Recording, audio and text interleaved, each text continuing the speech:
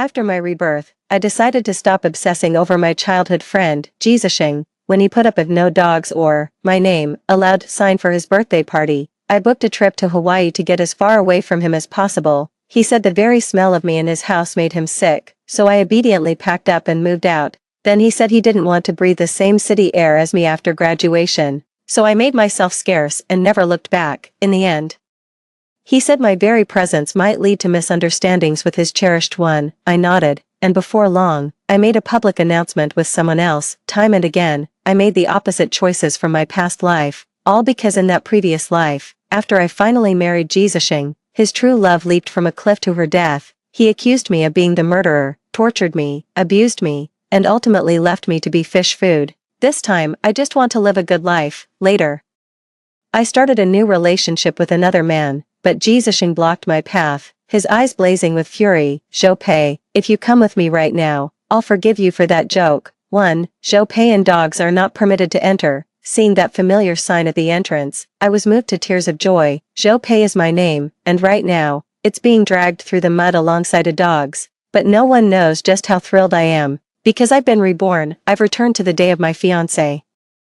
Jizashing's birthday. In everyone's eyes, I'm not good enough for Jizashing. In both family background and looks, we were worlds apart. He was the crown prince of the Ji family in Jiangqing, while I was an orphan with no father or mother. A mere childhood just bound us together for over 20 years. Everyone felt sorry for Jizashing, so is he. That's why he put up a sign at the door, keeping me, all dressed up and ready to go. Locked out. Zhou, it's not that we won't let you in.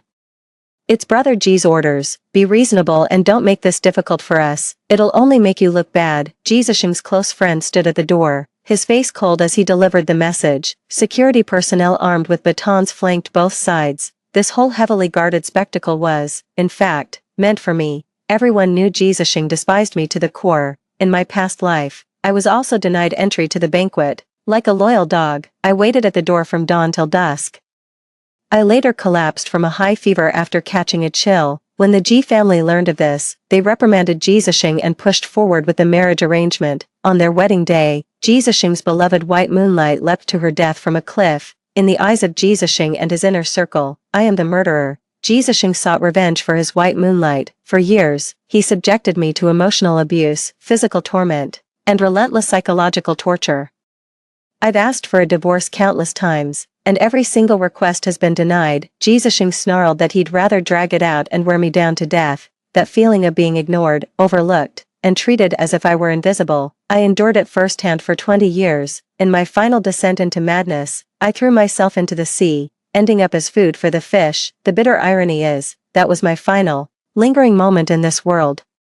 I saw Fu Yuanyuan make a grand return to the country and reunite with Jizashing. She wasn't dead, she was alive and well, having become a world-renowned, celebrated designer. The world blessed her and Jizashing's long-awaited, deeply passionate love. From start to finish, I was the only one who got the short end of the stick. Let's do this over. I'm going to live my life well, and I'm going to stay far away from Jizashing, too. I turned and walked away under countless astonished gazes. Without a shred of regret, back at the Ji residence, I shed the cumbersome formal gown. Everyone knows I'm Jizashing's devoted follower. When it comes to anything concerning Jizashing, I always think 10 steps ahead, then I arrange everything for him, down to the last detail. Jizashing had mentioned more than once that work was exhausting and he needed a break, so, coordinating with his work schedule, I planned a trip to Hawaii for him, because he had said he missed the beaches and the ocean there. However, in his previous life, Jizashing hadn't agreed to the trip to Hawaii either. Instead, he chose to go mountain climbing and camping with Fu Yuanyuan. I was ordered to tag along. In the pouring rain, Jizashing made me go retrieve Fu Yuanyuan's bracelet. I ended up tumbling down a cliff and breaking my leg. I was stuck in the hospital for a full 2 months. That feeling of life hitting rock bottom is something I never want to experience again. Keeping my distance from Jizashing was the first step. I quickly packed my bags and went downstairs with my documents. Coincidentally, Jizashing came running in, dressed in a formal suit. When he saw me, he suddenly sneered, snatched my luggage, and threw it aside. I frowned and asked, "What are you doing, Zhou? I should be asking you the same thing. How old are you? Still pulling this running away from home stunt? What's next? Are you going to leave a suicide note?" Jizi's panted heavily, his face twisted in disgust as he hurled the accusation. "Zhou, are you that childish, trying to threaten me with suicide again? I patted the grimy suitcase and retorted, enunciating each word deliberately, who told you I was going to kill myself? People like him and Fu Yuanyuan, a heartless wolf and an ungrateful dog, are living just fine. I've been given a second chance at life. Why on earth would I kill myself? Jizashin gave a cold sneer, saying nothing. His eyes filled with utter disdain. Fu Yuanyuan, who had followed closely behind him, began to speak slowly. Peipei, if you wanted to come to the birthday party, you could have just talked to Zisheng properly. You two grew up together like siblings. Why would he ever turn you away? Pulling the suicide card might work once, but try it twice and it's just crying wolf. Fu Yuanyuan's words were loaded with implication. The look in Jizasheng's eyes when he glanced at me grew increasingly full of disgust. My thoughts are a jumbled mess. Something suddenly occurred to me. Back in high school, after Jizasheng and Fu Yuanyuan started dating, it was as if he had become a completely different person towards me. In a fit of anger, I left a message saying I was going to find a place to jump into the river. This terrified Uncle Ji and Auntie Fong. They ordered Jizasheng to break up with Fu Yuanyuan. From then on, Jizasheng despised me, gave me the cold shoulder, and refused to communicate with me. Fu Yuanyuan and her little clique ostracized and bullied me, and he turned a blind eye to it all. I looked Jizasheng straight in the eye and explained, "You're overthinking this. I wasn't planning to kill myself. I was packing to catch a flight to Hawaii." Jizasheng scoffed, laughing at my pathetic attempt to save face with such a flimsy excuse. Fu Yuanyuan tugged at Jizasheng's sleeve. "Asheng, why don't we let Peipei join us? It's kind of sad to leave her out like this." Jizasheng frowned, on the verge of relenting. I declined again. "No need, I'm going to Hawaii." Jizasheng's handsome face shifted, and he scoffed. "See, she's going to Hawaii. Peipei, now is not the time for this nonsense." Fu Yuanyuan sighed and stepped forward to link her arm with mine. Her sharp acrylic nails dug deep into my flesh, unseen by anyone else. The pain made me shove her away. Fu Yuanyuan lay on the ground, cradling her hand with a fragile, pitiable air. Her eyes were wide with disbelief as she stared at me, her lips trembling. "Peipei, you, 3, Zhou Pei, you're asking for it." Jizasheng reacted with intense agitation, shoving me to the ground with even greater force. The back of my head slammed hard against the step, the sharp pain making my vision swim. I listened to Jizasheng's words, shouted in loud rebuke. "Zhou Pei, have you developed a taste for bullying people? Being around an ungrateful wretch like you makes the very air in this house feel tainted. It disgusts me." Biting back the pain, I spoke up to stop his increasingly vile words. "I'll move out, you can rest assured. You'd better mean it." All of Jizasheng's fury was trapped in his throat. He glared at me with a deathly stare, then finally picked up Fu Yuanyuan and turned to leave. As I touched the sticky blood on the back of my head, a thought inexplicably came to me. When I was 15, my relationship with Jizasheng was nowhere near as strained as it is now. I knew from an early age about our arranged marriage, that we were destined to become family, so I always stuck to him like glue. When he rebelled and snuck off to sketchy, unlicensed internet cafes to game, I followed. Later, he got into a dispute with someone over a game. I tried to break up the fight, but got caught in the crossfire and accidentally cut my finger. In that instant, Jizasheng was like a ferocious beast. He pummeled the much larger man until he was crying and begging for mercy. Yet, this was the same man who used to get so worried if I so much as nicked my finger. Now, people will hurt me without a second thought, cursing me for having a death wish, but it doesn't matter anymore. Once Uncle Ji and Aunt Fong arrive, the engagement between me and Jizasheng can be called off. I looked at the servant beside me and forced a weak smile. "Could you take me to the hospital? I can pay you." The new young maid was itching to make a move, but before she could get close, the old man yanked her back. Their deliberately hushed conversation still managed to reach my ears. "Are you trying to get yourself killed? Don't you know how much the young master despises Miss Zhou? If he sees this, you'll lose your job for sure." The young maid was terrified. She gave me one last look before running off. I shook my head with a bitter smile, crawling to the corner to pick up my shattered phone. Uncle Ji and Aunt Fong are away from home almost all year round. They're only home for 3 or 4 days a month. Jizasheng is the sole master of this house. As he has stated more than once, I'm not a member of the Ji family. I'll handle my own affairs, so. Everyone kept their distance from me. Every time I came home, the leftovers had been dumped into the trash and the bag tied up. The plates on the table were empty. Luckily, I was already used to it. I dragged myself to the hospital. The doctor said I had a concussion. They wanted to keep me in for observation for a couple of days. After being discharged, I went back to the G residence to pack my things. The servants watched with cold indifference as I struggled through the clumsy motions alone. That afternoon, I packed up all my belongings and moved them into a hastily rented apartment. This was just a temporary place to stay. I would stay here until I received my diploma, secured a job offer, and called off the engagement. Then I can leave all of this behind. The third day after leaving the G household, Jesus called, his voice slurred with drink. Where did you go? Private roommate 12, come here. I was busy working on my resume and got interrupted, which annoyed me for a moment. Jesus, what is it? The person on the other end of the line seemed to fall silent. The usual hubbub around me had quieted down considerably. I said hello again, but hearing no reply, I got ready to hang up. Jesus spoke up suddenly. Pei, where have you gone? I started typing again, set my phone aside, and said offhandedly, didn't you say the very air in the house made you sick when you lived with me? That's why I moved out. Don't worry, I won't be coming back. The man's breathing grew heavier, and he suddenly let out a cold laugh. Pei, since when did you become so obedient? Wasn't it you who was pestering me relentlessly before? If you're really that obedient, then I'm telling you to leave this city and get out of my sight. Can you actually do it? Pei, I don't care what game you're playing. If you keep targeting Yuan, you'll regret it. The mouse was a bit tricky to handle, and I just stared at the screen. It took me a moment to process what Jizashing had said. Jizashing's voice cut through, laced with sarcasm. What's the matter? Cat got your tongue. Don't you get tired of playing these little games every single day? Apologize to Yuan, and I'll allow you to crawl back. I said slowly, fine, I promise you, Jizashing, I'll leave. With that, I hung up the phone without waiting for your reaction. 4. I've received my diploma. I've been getting quite a few responses to the resumes I sent out.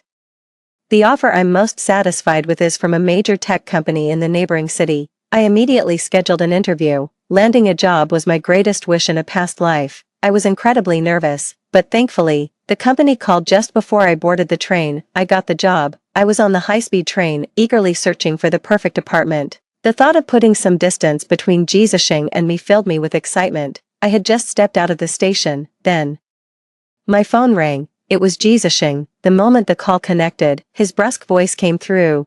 Pei, where are you? My good mood instantly vanished, doused like a bucket of cold water. What do you want? Jizashing's voice grew even colder. My parents are back. They want you to come home for dinner. It was already dusk by the time they returned to the G residence. 4 people were seated at the dining table, Mr. and Mrs. Jizashing and Fu Yuan. The expression on each of their faces was far from pleasant. I suppose something must have happened while I was away. I walked in without a change in my expression. Jizashing's gaze swept over my face, and for some reason, he put down his chopsticks and went upstairs. I'm done eating. I've had enough. Fu Yuan chased after him up the stairs. I went and sat down next to Uncle Ji and Aunt Fong. The two of them awkwardly made excuses for Jizashing. I looked earnestly at the 2 elders before me, who were like parents to me. In my past life, they learned I was imprisoned by Jizashing and tried to rescue me. But the Ji family was already under Jizashing's control. There was little they could actually do to help. I don't blame them, I only blame my own foolishness. I began softly, Uncle Ji. Aunt Fong, I've been thinking a lot these past few days. Zishing and I aren't right for each other. He doesn't have feelings for me, and I don't have feelings for him. Rather than forcing a miserable marriage, it's better to set each other free. Let's call off the engagement. Aunt Fong's face froze completely, her eyes glistening with tears. Do we really have to go this far? I nodded firmly. I had finally settled the matter that had weighed most heavily on my mind since my rebirth. A profound sense of relief washed over me. Before leaving, I returned to my room, intending to retrieve something I had left behind last time. Fu Yuan blocked my path. Pei, can you give Aixing back to me? I'm carrying his child. A child shouldn't grow up without a father. Her eyes were red and brimming with pitiful sorrow. I frowned and instinctively took a step back. Fu Yuan gave a strange smile, then grabbed my hand and shoved it hard against herself. Pei, don't push me. My baby, it hurts. Fu Yuan tumbled down the stairs, bright red blood flowing from between her legs. Jizashing rushed out of the study, his face contorted with rage at the sight. He raised his hand and slapped me. Pei, you're absolutely despicable. I used to think people were exaggerating when they said you were a bully, but now I've seen it with my own eyes. What possible excuse could you have? If it weren't for you, Yuan and I wouldn't have broken up. Why do you always have to get in our way? Uncle Ji and Aunt Fong came out of the room. Seeing this, Fu Yuan clutched her stomach and wailed even louder. Jisashing demanded bitterly. Look, Mom and Dad, this is the wife you chose for me. After the excruciating pain, my vision blurred and my ears rang. Jisashing's face was a mask of grief and indignation, as if he had been betrayed by the whole world, without a second thought. I slapped him twice. Don't worry, that ends today. 5. Jisashing. I've had enough of you. Jisashing was stunned, utterly disbelieving. I rubbed my hands. I gave a nod to the two elders standing at the door, their expressions unreadable. Uncle, Auntie, I have to get going. I didn't care how the two of them reacted and just walked straight out. Once outside, I collapsed by the side of the road. Jisashing must have put all his strength into that hit. A wave of numb pain spread across my cheek. I should have taken the chance to slap him a couple more times. Jisashing has always been like this. Whenever something happens, he never takes my side. All he ever does is blame me. Fu Yuanyuan loves to play the victim and is always up to her little schemes. I went through hell back in high school. Fu Yuanyuan was locked in the bathroom, crying for help. I was the one who got her out. She immediately threw herself into Jisashing's arms, implying that I was the one who locked her in. I was left speechless, because Jisashing would never believe me, so eventually, I just stopped trying to explain. In the end, I was blamed for more and more things. Hey, are you okay? Do you need me to take you to the hospital? I squinted and looked up. A man dressed all in black, black clothes, black pants, a black hat, and a black mask, was standing beside me. An outfit like that usually means one of two things: a celebrity trying to avoid the paparazzi, or a total creep. I was about to shake my head, but then I pitched forward and blacked out. I came to again. I was staring at the familiar white ceiling of a hospital room. The sharp, unpleasant smell of antiseptic filled my nose. There was also a man in black, leaning over the bedside, a head of golden curls peeking out. I stared at that head of brilliant, fluffy curls. I couldn't resist reaching out and giving it a stroke. The texture was absolutely divine. He woke up almost the moment I moved, the instant our eyes met. His face flushed red, and he hurriedly fumbled to put his mask back on. But that one glance was enough. I still recognized that rather famous face, the center of a certain popular boy band. I was just about to speak when my phone suddenly rang. It was that damn Jisashing again, fighting back a wave of disgust. I answered the call. Jisashing's voice was unmistakably weary and hoarse. Zhou Pei, Yuanyuan had a miscarriage. My baby is gone. That was my first child. How could you be so cruel? The man was grieving in anguish on the other end of the line. While I remained expressionless on my side, Jisashing, you could actually ask your parents to call off the engagement. This isn't difficult. Our marriage is just a verbal agreement, a simple word, that's all it is. Why won't you do it? It's because you want to have your cake and eat it too. And then you complain that the cake doesn't just jump onto your plate. Have I been such a devoted doormat for over a decade that you just can't bear to let go? And another thing, Jisashing, you really have no brains at all. I hung up the phone, my chest heaving. The young man beside me quietly urged me not to be angry. The doctor's examination showed you have injuries on your face. If you've experienced violence, I can refer you to a lawyer. I looked at him, dressed all in black with a mask on, yet his eyes had the gentle, vulnerable look of a puppy. I gave a slight, wry smile and lowered my gaze. There is something I need your help with, actually. 6. Didn't Jisashing say my very existence was getting in the way of his perfect little love story with Fu Yuanyuan? Fine. That same day, I posted a picture of two hands clasped together. A man's large, slender, pale hand with distinct knuckles was gripping mine tightly, form a heart shape. The caption is especially blunt and direct. Official announcement. The moment it was posted on my feed, the comments section blew up. What's going on? That doesn't look like our Xingji's hand. Zhou Pei, what are you doing? You'd better delete this. Jisashing's whole crew of troublemakers showed up. I was delighted to see it, satisfied. I put my phone down. I recognize you. You're that super popular idol, the center of that boy band, Songguan, right? The man waved his hand sheepishly. Our group has disbanded, and I'm not the center anymore. Just from spending a little time with him, I could already get a sense of his general personality. All bundled up like that. Could be a celebrity. Could be a creep, or maybe just socially awkward. I smiled at him and said, thanks for helping me out twice. If you don't mind, let me buy you a meal.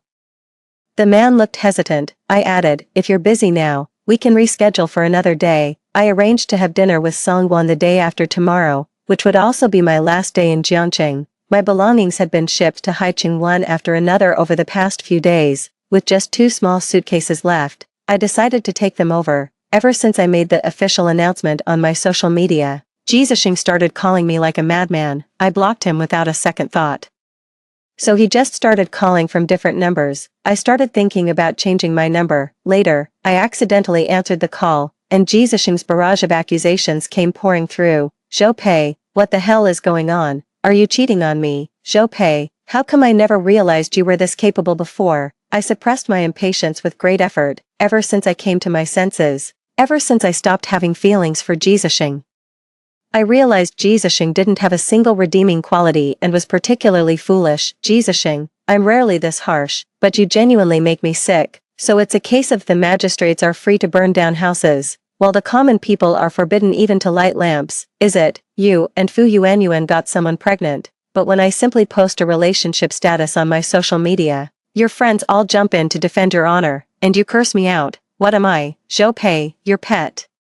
Or did your Ji family buy me outright? Jisashing, why don't you go ask your parents? You and I called off our engagement ages ago. I'm single now. I have absolutely nothing to do with you. Whether you and Fu Yuanyuan are in love or at each other's throats, it's none of my business. Jisashing was incredulous. What did you just say? Call off the engagement? No, I won't allow it. Jisashing's voice was so vehement and final that it gave me pause on the other end of the line. Snapping back to my senses, I fired right back. Frankly, your opinion doesn't matter. We never had an engagement party, and you never publicly acknowledged me as your fiancé. In fact, you were always seen with Fu Yuanyuan. Everyone knew you two were the real couple. To be honest, whether you agree or not is completely irrelevant. 7. After that day, Uncle Ji and Aunt Feng called me one after the other. The two elders asked if I wanted to go back. I flatly refused. That place, I barely managed to escape from it. How could I possibly go back? The day I was meeting Songguan for dinner, he was, as usual, decked out in his full gear. I could understand why. He really stood out in a crowd. I had specifically reserved a private room. Just my luck. I ran into that scumbag Jisashing again. He rushed over and grabbed my hand. Zhou, you actually betrayed me. I thought you were joking. I can't believe you're out having dinner with this guy. Who is he? Jisashing. Do you think you're acting in some cheesy CEO drama? I couldn't help it. I rolled my eyes and then pinched the flesh of Jisashing's forearm hard. As soon as he let go, I quickly shielded Songguan and backed away. Jisashing has some serious anger issues. He flies off the handle at the slightest provocation. He smashed my luggage for no reason before, completely wrecking the suitcase. Jisashing looked hurt. Zhou, you're taking his side. I was speechless. You think I'd defend him over a scumbag like you? Just get lost, will you? You're constantly picking fights. Don't you ever get tired of it? We called off the engagement ourselves. You and I are done, Jisashing said through gritted teeth. Zhou, I won't let you leave. You took my child from me. You owe me one. What absolutely insane language. For a moment, I thought I'd misheard. Jisashing, if there's something wrong with your head, go see a doctor. Is that massive surveillance system in your Ji family just for show? Fu Yuanyuan fell all by herself. Don't you dare pin this on me, Zhou. At this point, I shot Jisashing a look that was half a smile, half a smirk. In those palace intrigue dramas, this trick is used not just to frame others, but to get rid of one's own problems. For the sake of our many years of acquaintance, Jisashing, I advise you to take a closer look at the person sharing your bed, in her previous life. Fu Yuanyuan faked her death and returned to the country in glory 30 years later. She married an 84-year-old wealthy man abroad. Not long after, the old man died, and she then got involved with his son. The reason she gave up that comfortable life to come back was that she had gotten involved with too many people over there and was discovered by someone's spouse. I can't stay here any longer. A woman that calculating. I refused to believe she would use Jisashing's own flesh and blood to frame me, just to frame me. I watched as Jisashing's face filled with shock. I let out a scoff, the very same kind he always used. I thought I was finally free to leave this time, but Jisashing took a large stride, blocking my path. His eyes were bloodshot and brimming with tears. Zhou, if you come with me right now, I'll forgive you for that joke. I shot him a look of utter disdain. Jisashing, are you out of your mind? You need to get your head checked. I brushed past him and left with Songguan. The feng shui here is terrible. We run into someone I can't stand the moment we arrive. Let me take you somewhere else. Songguan obediently agreed. 8. An acquaintance sent me a link, hinting that I should go take a look. Only after clicking it did I find out that Fu Yuanyuan was actually live streaming from a hospital. She wailed and sobbed, accusing me outright of causing her miscarriage. Playing the victim is her specialty, combined with the hospital setting and the medical diagnosis. It was all too easy for people to believe her. Fu Yuanyuan incited online users to cyberbully me, adding me on WeChat and calling me. In an instant, all my social media platforms were completely overrun. Every time I opened my phone, it was flooded with vile abuse. Even former classmates, whether I knew them or not, jumped in to chase clout. I was so angry I laughed. I called the police immediately. Then phoned Jizashing. I demanded he hand over the surveillance footage, but for all my planning, I never could have anticipated that Jizashing would be this despicable. Zhou Pei, if you want to clear your name, fine, the footage is at home, just come back to me, and I'll give it to you. I've seen Fu Yuanyuan for who she really is. I'm done with her. Zhou Pei, from now on, I'm yours. I'm about to be sick. The recording was good enough, so I just hung up, this time. I also went live and publicly refuted Fu Yuanyuan's accusations. As for those who took the opportunity to slander me, I'm suing them directly. Jizashing's statement is proof enough that Fu Yuanyuan is not simply a victim. In fact, she's not a victim at all. Thoughtful netizens began to analyze the situation. There was also a crowd of onlookers demanding that Jizashing release the surveillance footage. Under public pressure, Uncle Ji and Aunt Fong pressured Jizashing to produce the surveillance footage. The Fu Yuanyuan miscarriage incident has completely turned around. Rumor has it that Fu Yuanyuan even signed a contract and is getting ready to make her debut. I'm completely wiped out. Because of the false accusation, I requested a later start date, fortunately. The new company was very understanding and even suggested I consult with their in-house legal team to file a lawsuit. After joining the new company, I changed my phone number. Then, I deleted all the friends connected to Jizashing. More than half a year later, I passed through Jiangqing on a business trip with my boss. I had intended to visit the Ji family, but with time being tight, I had to let it go. Yet in the blink of an eye, I ran into a friend of Jizashing's. I didn't have a strong impression of them. He recognized me right away and greeted me warmly. Hey, have you been in touch with Jizashing lately? Seeing he was practically bursting to talk, I just shook my head. He immediately said, after that whole mess, with debts in the millions, Fu Yuanyuan went running to brother Xing. In the end, he did cover the debt for her, but she just couldn't stay out of trouble. Brother Ji had people look into things again, and they actually dug something up. We all thought Fu Yuanyuan and Brother Ji were a mutual thing, and it was only because of you that, anyway, that's not the point. The point is, Fu Yuanyuan is trouble. She's absolutely shameless. She went through all of Jizashing's closest friends and brothers, at least 5 of them, 5 guys wearing horns, and that child she falsely accused you of harming wasn't even Brother Ji's to begin with. You have no idea how widely this story has spread in Jiangqing. Fu Yuanyuan is infamous now. Everyone says she's desperate to marry into a wealthy family. Later, Brother Ji couldn't swallow the insult, so he sued her to get his money back. Now Fu Yuanyuan owes at least 10 million and is on the hunt for a sugar daddy. Brother Ji isn't having it easy either. He got into a fight with his old buddies, and it was a total bloodbath where everyone lost. The Ji family isn't doing so well these days. I had no idea things were so complicated behind the scenes. Still, Jizashing had it coming. The day I left Jiangqing, Jizashing was waiting at the hotel entrance. He was absolutely determined to see me. My boss and I were escorted through the VIP channel by hotel staff. We made it to the flight just in time. As I stepped into the house, I was greeted by the warm, inviting aroma of a home-cooked meal. Hearing the sound, a man came rushing out, wearing a girl's floral-patterned apron. You're home. I've drawn a bath for you. Go ahead and freshen up. Dinner will be ready when you're out. This is what happiness looks like, made tangible. I wrapped my arms tightly around Songguan. You're here so early today. No schedule. Songguan explained in a low voice. My agent says it's time for a career shift. He's landed me a film script and wants me to focus on training and staying out of the public eye for a while. My eyes lit up, and I leaned in to give him a playful nip. In that case, you're free for the rest of the day.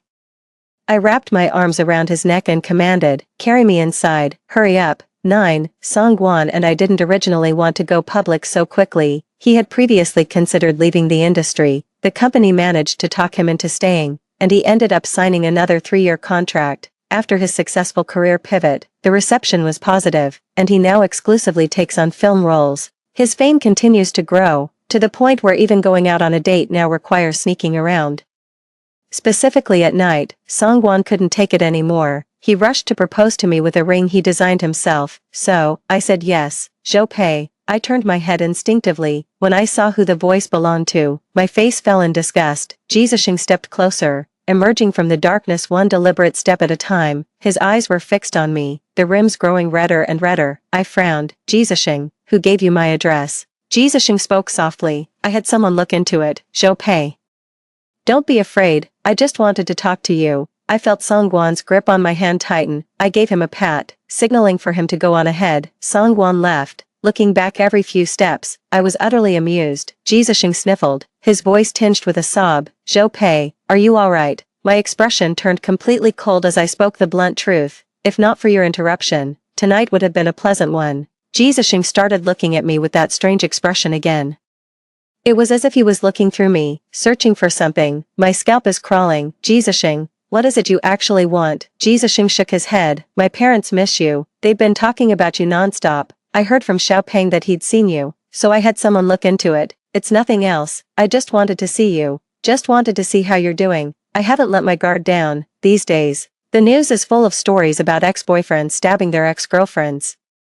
Well, now you've seen for yourself. I'm doing just fine. Please tell your parents to take good care of themselves. I'll go see them soon. With that, I turned to leave. I saw Songguan's bored figure under the tree. I quickened my pace and ran over. Sorry to keep you waiting. Let's go. Side story. Jisashing. I have been reborn. I was back at the age of 26. I was overjoyed, but when I ran outside, I found my home had changed. The villa was gone, and so was any trace of Zhou Pei.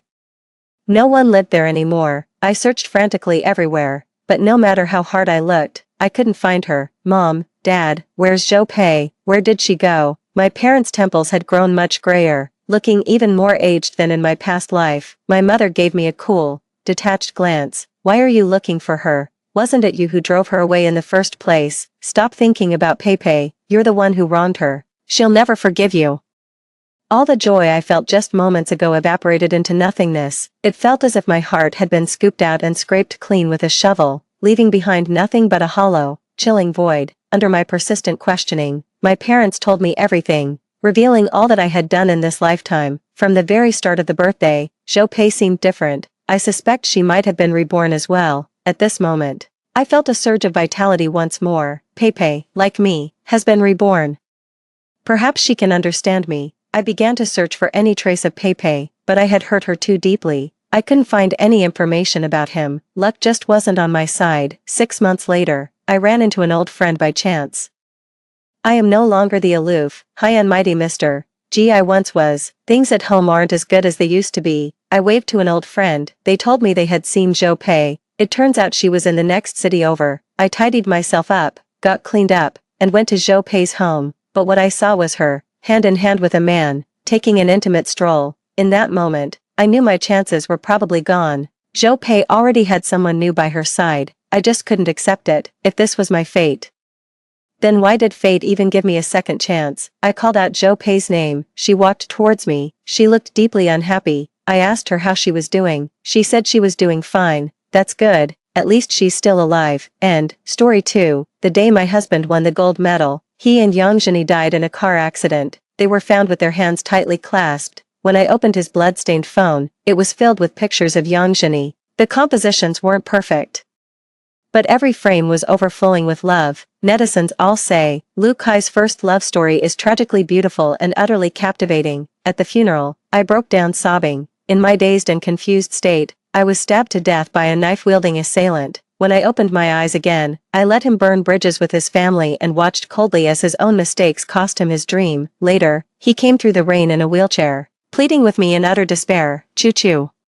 Please don't leave me behind. 1. Congratulations to our gold medalist, Lu Kai. On the television, my husband stood on the podium, holding the figure skating championship trophy, basking in the cheers of the nation. At that moment, I was moved to tears of joy. His dream had finally come true. Lu Kai, what has been the belief that has sustained you on this journey all these years? A reporter asked a question. Lu Kai took the microphone, his trembling hands betraying his nervousness. Today, I want to thank someone. When my family kept doubting me, she was the one who stayed by my side. She was the one who gave me the strength to keep going. My heart trembled. The reporter teased. Oh, I heard Lu Kai married young. The person you're talking about must be your wife, right? Lu Kai didn't answer. Instead, his gaze, brimming with affection, fell upon someone in the audience. A flicker of suspicion crossed my mind. The camera panned down, landing on a familiar face, Yang Zhini.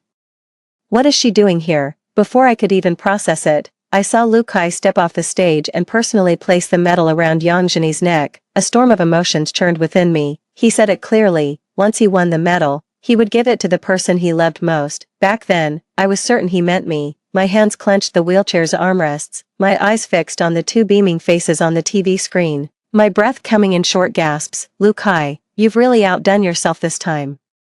I couldn't wait to confront him, but on my way to the airport, I got the news that he'd been in a car accident. He and Yang Zhenyi died on the spot. While sorting through Lu Kai's belongings, I found a phone that documented his sweet romance with Yang Zhenyi. Their love was like a tidal wave, and I was just an outsider looking in. Let's be clear, I am Lu Kai's lawful and rightful wife. In that instant, my hands and feet turned to ice. On the day of the funeral, I forced myself to greet the guests, never exposing his relationship with Yang Zhenyi. In the public eye, he remained the figure skating champion who adored his wife, and people mourned his passing, lamenting that the heavens had envied his talent. Then, a man burst in for no apparent reason. He pointed a knife at me, his eyes filled with hatred. You deserve to die. If you hadn't used your life-saving favor to trap Lu Kai, those two lovers wouldn't have been driven to a double suicide, and my sister would still be alive.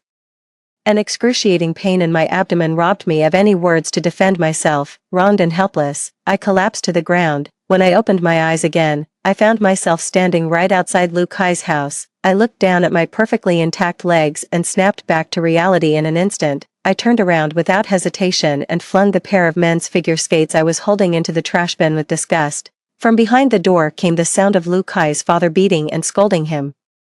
If you dare learn this useless nonsense, I'll disown you as my son. Get out, mister. Lu barked the order. I sneered, the last trace of pity I'd felt for Lu Kai in my past life gone from my eyes. In my previous life, I had come specifically to give Lu Kai the figure skates he wanted most, hoping to put in a good word for him in front of his father, but back then, he only felt humiliated, accusing me of deliberately trying to make a fool of him. Fine, he got his wish.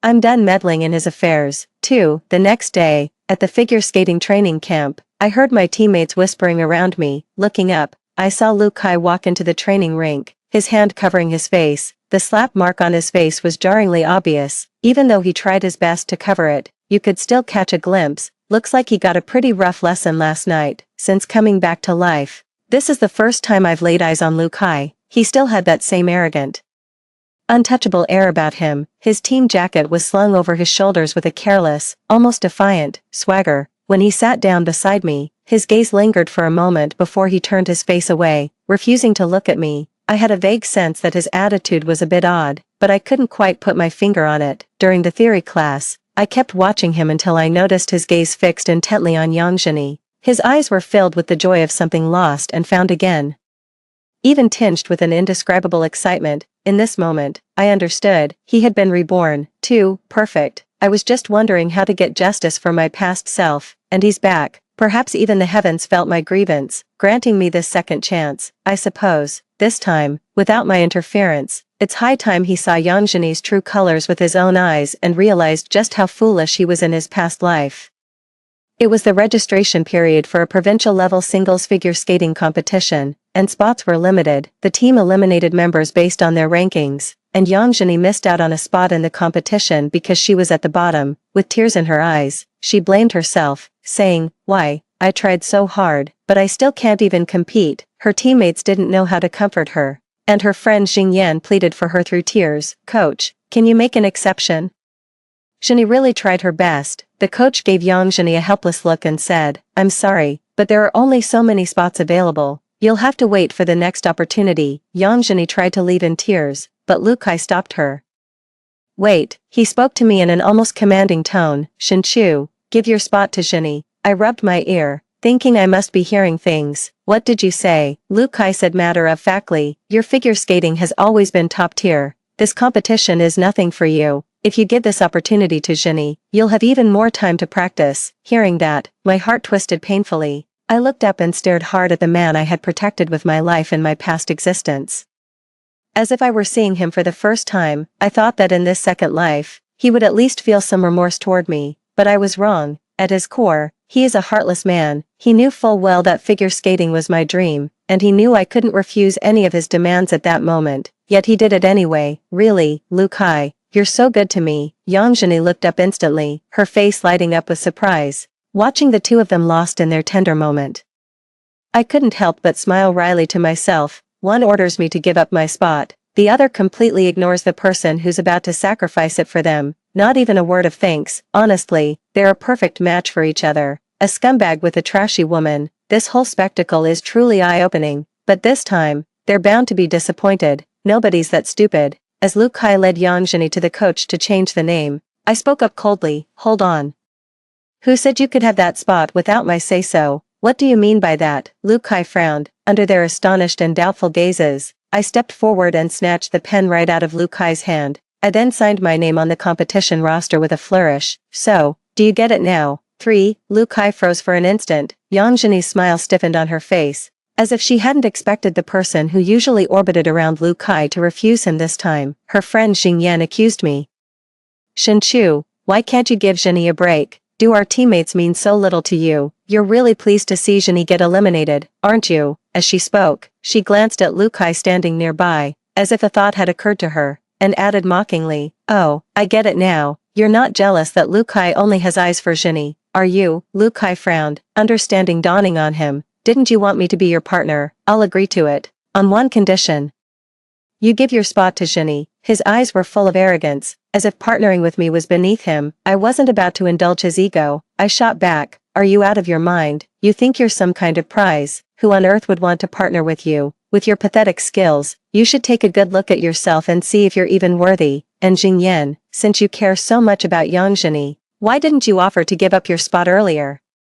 If you were willing to step aside, I'm sure Yang Zheni would be deeply touched, right? Or, if anyone else here is willing, they can step forward." Everyone took a step back. Clearly, when it came to their own interests, no one was willing. The looks directed at Yang Zheni grew increasingly complicated. Seeing this, Yang Zheni quickly played the victim. "I didn't mean to take anyone's spot. I sob." Lu Kai's face instantly darkened when he saw I had made her cry. "Shen Chu apologized to Zheni." I stepped forward and landed a precise punch to Lu Kai's gut. "In your dreams, I'd rather give this spot to anyone else than to some useless idiot who can't do a damn thing right." As the words hung in the air, a figure walked in from outside. Seeing my posture, the corner of his mouth quirked up. "What's this, Shen? Practicing your drunken fist?" It was Qin Yan. "He's my arch-rival on the ice. Our figure skating skills are on par." Qin Yan leaned in, studying my face intently for a moment before reaching out to pinch my cheek. I took a step back, annoyed. "I'm not the Monkey King. Stop trying to figure out if I'm a fake." Qin Yan slipped his hands into his pockets. "It's just, you seem different." I rolled my eyes at him. "What's that supposed to mean?" Qin Yan leaned against the wall, his probing gaze fixed on my face. "You're usually the one who dotes on Lu Kai the most. It's strange that you hit him today, don't you think?" "Who dotes on him? That's disgusting." As I spoke, I rubbed the goosebumps on my arm, remembering all the foolish things I did for Lu Kai in my past life. I didn't hesitate for a second before turning around and asking the coach to change partners. Wasn't he extremely reluctant to be my partner? Well, this time I'll grant him his wish, even if you're mad at Lu Kai.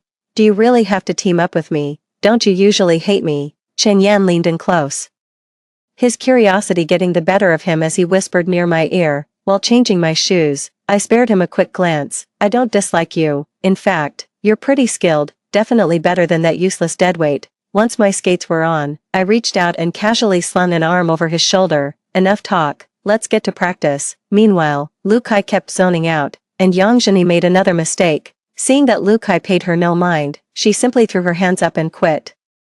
The coach reprimanded them with a stern face. "Some people don't have Shen Chu's natural talent, and they don't even put in the effort to practice. They can't even meet the professional standard of a figure skater. And you, Lu Kai, your individual skills are indeed strong. But don't forget, this is a pairs competition. Your team is very likely to be eliminated." I calmly continued my rotation, practicing the quadruple axel jump. After training, I had just entered my residential complex when I ran into Lu Kai, who was squatting by the entrance. A vivid red handprint was stark on his face, and a shattered suitcase lay beside him. It looked like his father had thrown him out of the house. In our past life, Lu's father had always wanted him to study finance and never approved of his figure skating dreams. I was desperate back then, wanting to help him improve and gain recognition, which is why I asked him to be my partner. But now, all I can say is, you had it coming. I tried to walk right past him and head home, but someone grabbed my wrist in a tight grip. Lukai stared at me, his eyes brimming with mockery. You must be feeling pretty smug seeing me like this, aren't you? You always show up right when I'm at my lowest. What? Do you get a kick out of looking down on me and throwing me a bone? Let me make one thing clear, no matter how much you try to win me over, I will never like you. Listening to his arrogant, self-important rant, I clenched my jaw tighter and tighter. The thought that all my kindness to him in our past life ended up being the very reason he used to blame me sent a surge of fury through me. I violently wrenched my hand away from his. What the hell are you talking about? You're nothing special to look at, but you've sure got some nerve. Take a good look at yourself. What is there to like? You're at the bottom of the class, utterly mediocre, and have the audacity to be both ugly and overconfident. I pulled a small mirror from my pocket and tossed it at him. Why don't you take a good look at yourself? Tisk, the mirror grazed Lukai's face, leaving a thin, bleeding scratch in an instant. Seeing the wound on his face, I felt an inexplicable sense of satisfaction. But you're right. I do enjoy seeing you in such a pathetic state. It's a shame I've lost all interest in you now. From now on, even if you were begging on the streets, I wouldn't spare you a glance. An ungrateful wretch like you will never deserve any pity. Lukai stared at me in shock, as if he couldn't believe the words had just come out of my mouth. I calmly turned and walked away, leaving him standing there, dumbfounded. The next day, Qin Yan invited me to watch an amateur figure skating competition at Sun City Ice Rink, and I agreed. In my previous life, in order to force Lukai to comply, his father cut off all his financial support. Back then, he was working part-time delivering takeout in that area. Lukai, who was once held in such high esteem, now faces a customer's complaint. I wonder if he can swallow his pride this time. Before the amateur competition even started, Qin Yan took me to the food street to grab some snacks. I was surprised by how familiar and at ease he seemed with the place. I never would have thought a young master like you would eat this kind of stuff. Qin Yan took a sip of his milk tea and raised an eyebrow. Well, what do you think I should be eating? I thought for a moment. At the very least, something like Tianshan snow lotus, deer antler, melted snow water. The corner of Qin Yan's mouth twitched. You really do have quite the imagination. Oh, right. I heard that shop up ahead is super trendy online. Let's go check it out. I glanced at the time and shook my head. No, I can't. The amateur tournament is about to start. Qin Yan grabbed my wrist. Come on, we're already here. Let's just take a quick look. The match doesn't start for a while yet. It wasn't until I saw Lukai in his delivery uniform that I understood Qin Yan's real reason for bringing me here. Lukai had just finished delivering an order to the shop next door and was now squatting by the curb to eat his dinner. Just then, a shirtless man suddenly came chasing out, holding a takeout bag. He showed Lukai the messy takeout, his face full of displeasure. How am I supposed to eat this? The oil has spilled everywhere. You're going to pay for this. Lukai frowned deeply, refusing to yield an inch in his words. This has nothing to do with me. I'm just the delivery guy. If you have a problem, take it up with the boss. Seeing that he offered no apology and was shamelessly shirking responsibility, the shirtless man grew even angrier. With a swift, inverted motion, he dumped the entire takeout order over Lukai's head. Pa, what a fucking asshole. The man spat in his direction, then stormed off, cursing under his breath. The steaming noodles still sat atop Lukai's head, their broth trickling down his forehead and into his collar. Perhaps it was too hot. A large patch of his neck had flushed red. 5. Your childhood friend looks so pitiful. Aren't you going to comfort him? Qin Yan probed. I watched the disheveled Lukai from a distance with a cold gaze and said in a low voice, he got what he deserved. It was clearly his fault. Not only did he refuse to apologize, but he also tried to shift the blame. What a spineless coward. As soon as the words left my mouth, Qin Yan looked up and saw me, his eyes filled with humiliation and shame. It was obvious he had overheard everything I just said. Let's go. Isn't watching the game better than watching this drama? Before leaving, I caught a glimpse of Lukai's hands, clenched tightly into fists. He doesn't think I'm going to make fun of him, does he? Honestly, I have zero interest in that. I thought the whole thing was over and done with. But when I got back to the team, I found out someone had filmed that night's incident, turned it into a GIF, and posted it online. They even got the dialogue from that moment down perfectly. The comment section was full of people criticizing Lukai. Before long, everyone in the training camp knew that the delivery guy was Lukai from our figure skating team. The gossip spread like wildfire. I thought he was some rich kid. Why is he delivering food? He always acts so high and mighty, but look how pathetic he is in this picture. That's not even the point. The point is, I can't stand irresponsible delivery drivers like this. What a disgrace. Chen Yan kept waving his phone in front of my face, so I just snatched it and closed the website. Don't you have anything better to do with your time? He chuckled. I thought you'd want to know about Lu Kai. Who does he think he is? Don't even mention him around me. It's bad luck. Alright. I promise I won't bring him up again. As I turned my head, I suddenly met the gaze of Su Miao, the team's gossip queen. Her gaze swept between me and Chen Yan, and the lecherous grin on her face sent a chill down my spine. There's something going on between you two. Me? What are you talking about? We're just teammates having a normal conversation. Su Miao, do you really think I believe that? I knew something was off from the way Chen Yan looked at you the day you joined the team, all tender and smitten. I don't care. You two have to treat us to a meal now that you're together. I reached up and rubbed my temples, feeling a bit helpless about the situation. In my previous life, Chen Yan and I were classmates all through high school and university. During all that time, he never showed the slightest bit of interest in me. In fact, he often went out of his way to give me a hard time. Just thinking about it now still sends a chill down my spine. I'm absolutely certain he'd rather fall for a pig than ever like me. Tired from training, I went to sit and rest on the side when Lu Kai came over on his own. The sight of him now offends my very eyes. What are you, a dog? Did you just follow the scent here? Lu Kai's eyes blazed with fury, refusing to let it go. You got what you wanted. Are you happy now? I was completely baffled, thinking he must be out of his mind. Can you stop snapping at everyone you see? If you're sick, go get help. Don't have a meltdown here. Lu Kai sneered. Stop pretending. You're the one who posted that gif, aren't you? Shin Chu, you're as vicious as ever. I was speechless, completely blindsided by this sudden and unfair accusation. Before I could even open my mouth to defend myself, he pressed on. You will go to the broadcast room and apologize to me. Now, he accused me with full force, as if he was convinced I was the culprit. I said in a low, serious voice, I didn't post the gif. I don't have the time to be targeting you every single day. You and Chen Yan were both there that night. You're the only one who would do something like this. I let out a bitter laugh. You really know how to pick on the easy target, don't you? Out of all the people coming and going, you just have to fixate on me. Shin Chu, if you go to the broadcast room right now and clear things up, I'll let this slide. Otherwise, before he could finish, I grabbed him by the hair and slapped him hard across the face, twice. He was completely dazed. The handprints on his face were perfectly symmetrical, which I found quite satisfying. Let me warn you one more time, the sight of you makes me sick. Keep your distance from me, and don't come near me unless you have to. 6. I took out a wet wipe and wiped my fingers with disgust. Just about to head home, Lu Kai's voice sounded once more. Shin Chu, you're back too, aren't you? I stopped in my tracks instantly, turning my head to look at him. That's right, you're only noticing it now.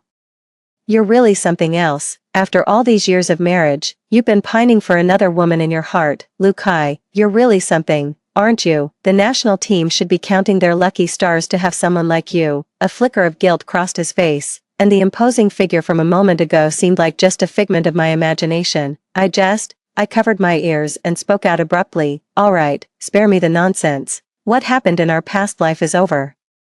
In this one, you'd better steer clear of me. I don't want anything to do with you anymore. Got it? With that, I couldn't be bothered to see his reaction and simply turned and walked away. In the days that followed, Lu Kai, true to form, didn't come to bother me. This is exactly what I wanted. In my past life, not being able to win a gold medal with my own hands was always my regret. In this life, I'm going to train hard, stay away from toxic men, and make it into the national team, day by day.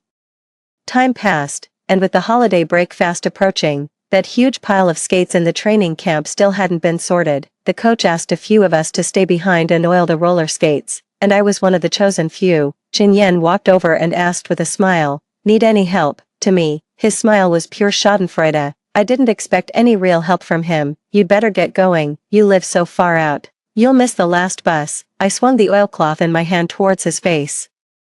Watching his figure recede into the distance, my memory blurred for a moment. I never thought the day would come when Chen Yan and I could work together with such perfect. In our previous life, we were always fierce rivals on the competition field. After the skates are polished, they must all be stored together in the isolation room. Unfortunately, after finishing their tasks, everyone else left, leaving only Lu Kai behind. I had no choice but to help him with the final cleanup.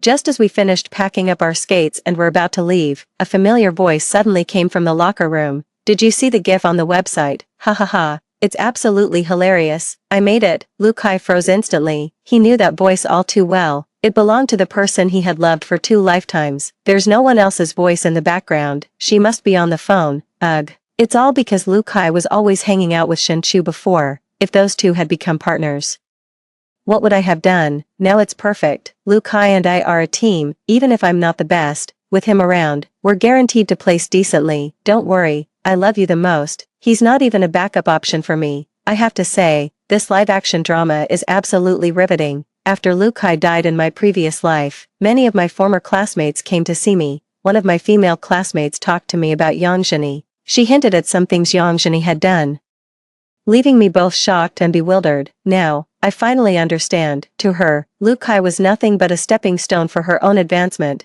It suddenly occurred to me, in their previous life, when the two of them died in that car crash, netizens were still mourning their relationship. Looking back now, it was just a simple accident. Watching Lukai's expression of shock and fury, I felt nothing but pure satisfaction. After 2 lifetimes, who would have thought he'd turn out to be the biggest joke of all? Before I could even mock him, Lukai pushed open the changing room door, and a sharp scream came from inside. Lukai, what are you doing here? Came Yangjini's panicked voice. If I weren't here, how would I know you've been secretly keeping me as a backup? I love you so much, and this is how you repay me. No, you misheard. Yangjini's voice trembled slightly.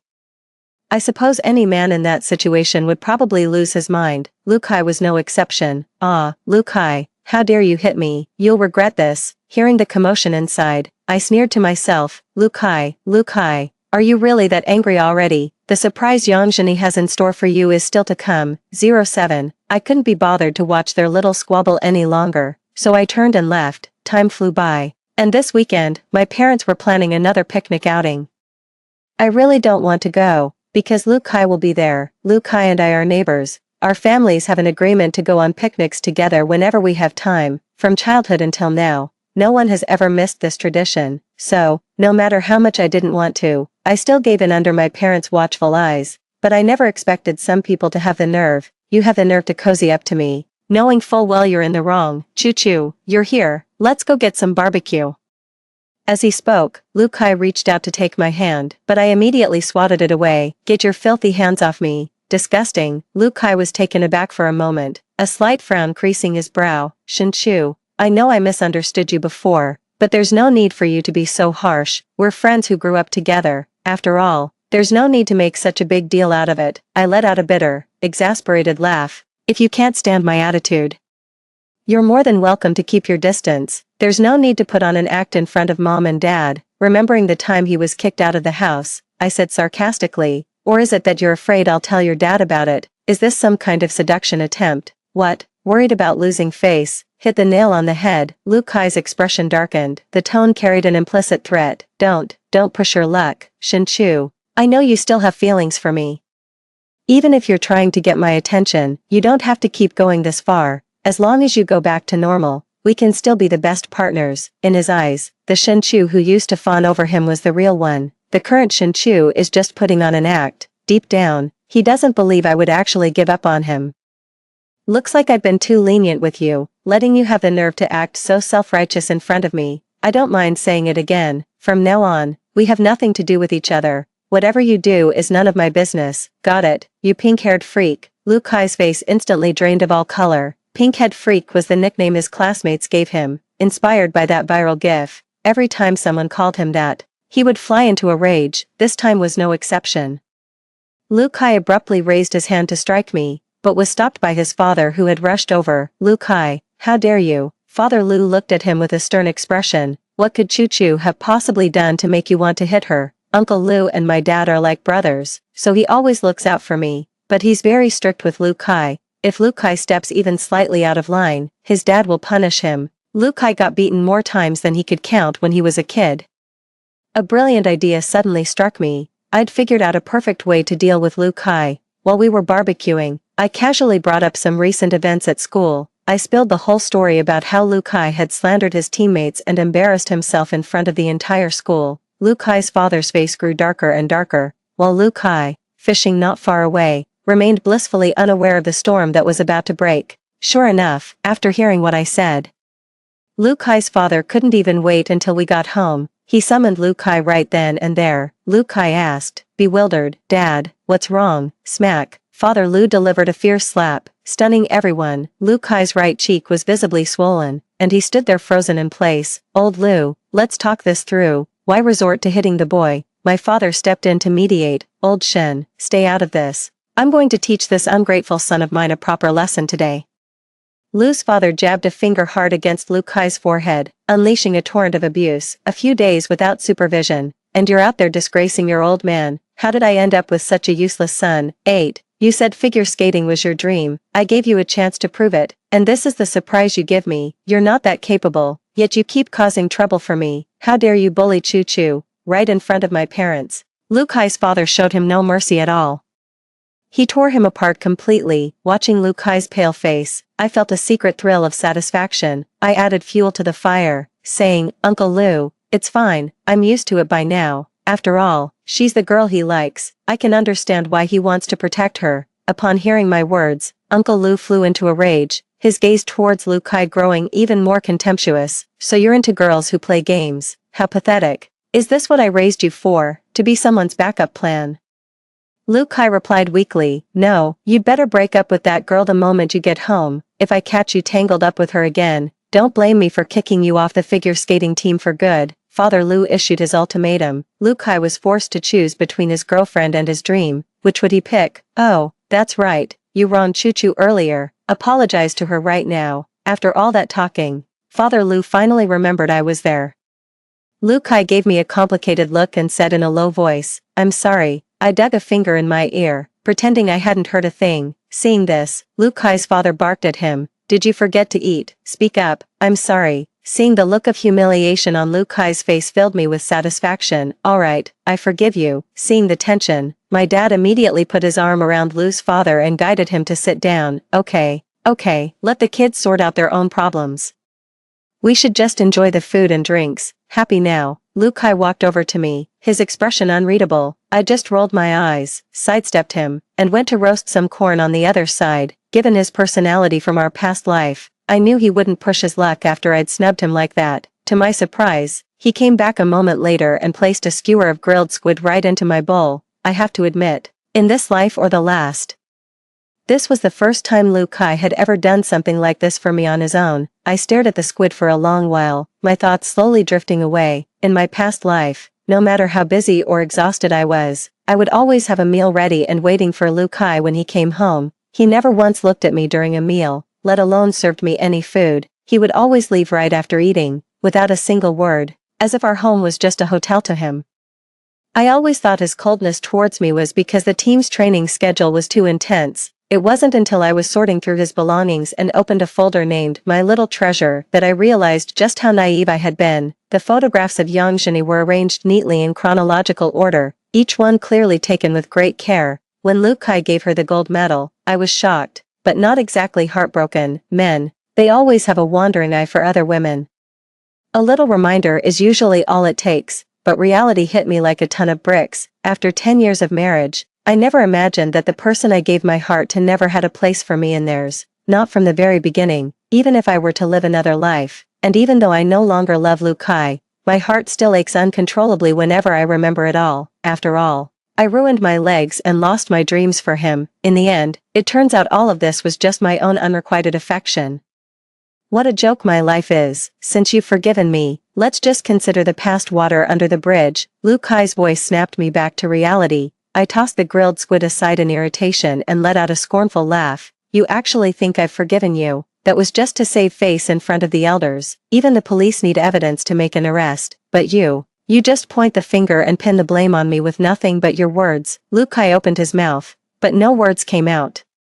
Seeing him so dejected, I deliberately taunted him. "How does it feel to be stabbed in the back by your one that got away? I thought you two were so in love. Turns out you were just fooling yourself." Lu Kai instinctively retorted, "No, Jenny loves me. She's already explained it to me." 9. Some thugs from outside the school were threatening her. She only said that to protect me. His words made me pause for a second, but then it all clicked. Well, birds of a feather flock together.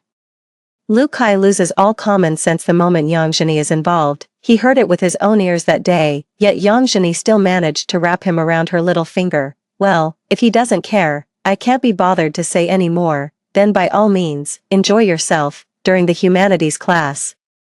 I was quite taken aback to find Qin Yan sitting next to me again. Did you really pick the same elective as me again? Isn't that a bit too much of a coincidence? Seeing the confusion in my eyes, Qin Yan took the initiative to pull a class schedule from his bag to show me. I compared them, and sure enough, they were identical. He's been following me around for days. I actually started to think he had a crush on me. Turns out I was just reading too much into things. I gave an awkward laugh. You could have said something sooner. You had me overthinking it. My voice trailed off. Qin Yan, unable to hear me clearly, suddenly leaned his ear closer. What did you just say? A wave of minty fragrance washed over me. It was coming from him. I couldn't help but twitch my nose. It smelled rather nice. Just as my mind was wandering, Qin Yan suddenly turned his head, and our eyes met. I didn't quite catch what you just said. Could you repeat that? For a moment, I was too stunned to react.